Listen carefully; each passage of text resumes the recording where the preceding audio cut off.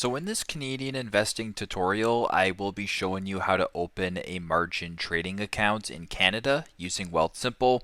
So once Wealthsimple is opened up, go to the bottom left, make sure that you guys are on the home tab. Once you're on the home tab, just scroll down a little bit here to where it says open or move accounts and then select it. Then select open a new account. Once you're on this page right here, for simplicity's sake, let's just go ahead and select view all accounts.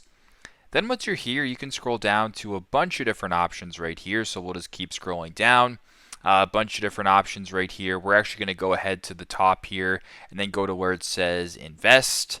Then we're going to go ahead and scroll down to where it says margin trading. Margin rates as low as 3.95%. Increase your buying power, and we'll select that.